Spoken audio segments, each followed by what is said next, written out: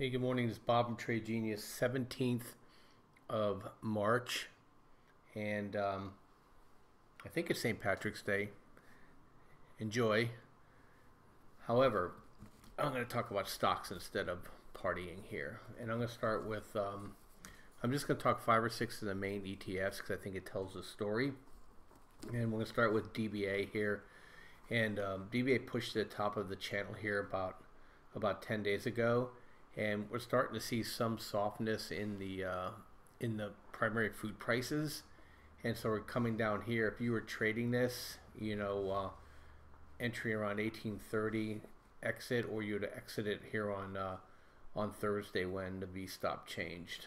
So with these ag stocks, they don't move a lot, but you get nice 3 to 5% moves in them, and they're it's a good way to build your portfolio. But right now, I'm kind of in wait and see mode.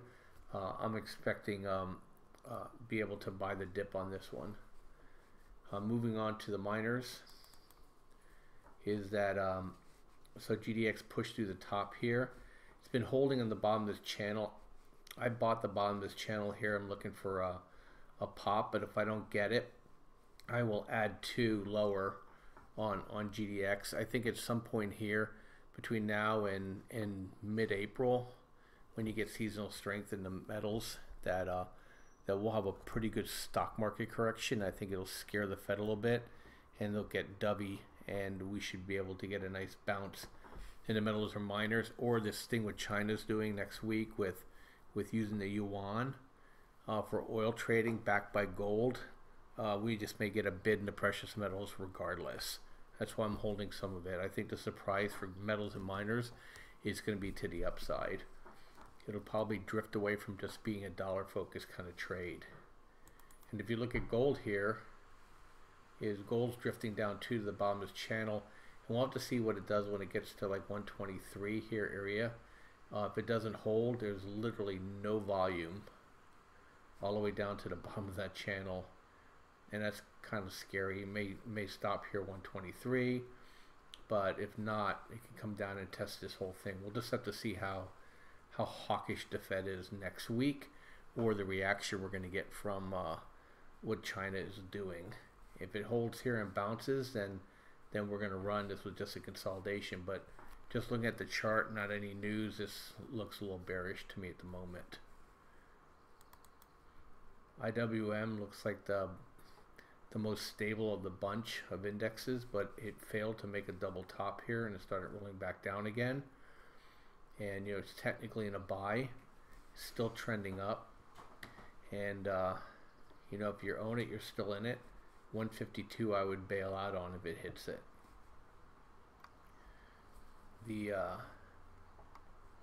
Go to SPY here. SPY is the most interesting to me. As I've been saying, that I think this is a fake out breakout back into the triangle here on Friday, and I see no reason why this won't now try to start testing out these lower support areas: 264, 257, 252, and lower. The Fed's keeping the tightening on by buying and selling off their assets and reducing what's available for speculation. So the pressure's on the bulls now to prove that they can drift this thing up, but this is not a bullish sign at all.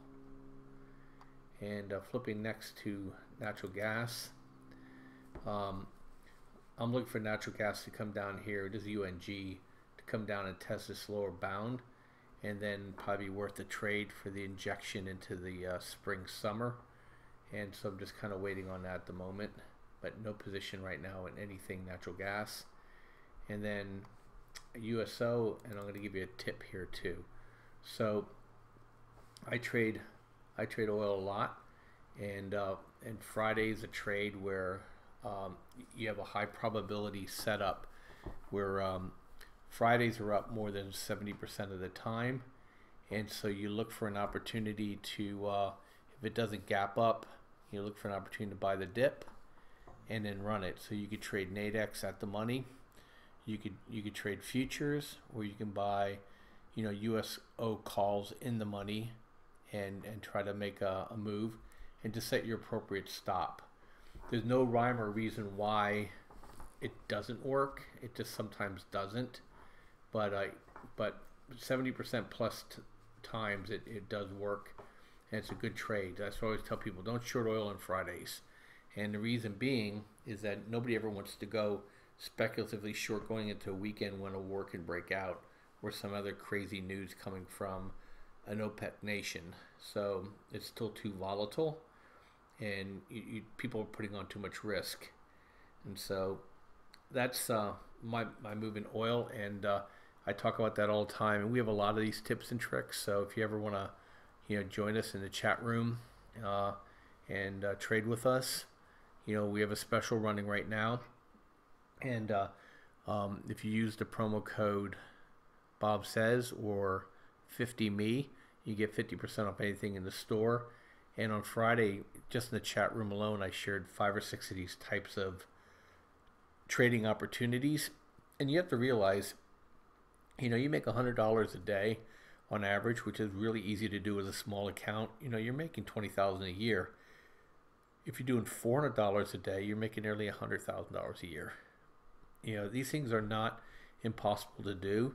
The market is not as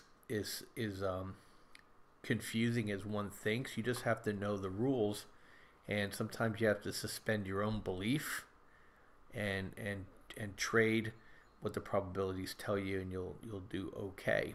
And so oil is one of those, and we have one for SPY, and we have one for gold, and we have one for times a day. So there's all kinds of different things you can do to make money trading in this. And then Phil's actually going to do some coursework on what days of the week and times of the day are good for cryptos. And since cryptos are still in a kind of a trading range, consolidating from that blow off we had in December, is that there's strategies to make money while we're waiting for that to turn back higher as well. The goal of us traders is simply to make money. So anyway, this is Bob from Trade Genius. You guys have a great weekend, and we'll put some more out here in a little bit. Thank you. Bye-bye.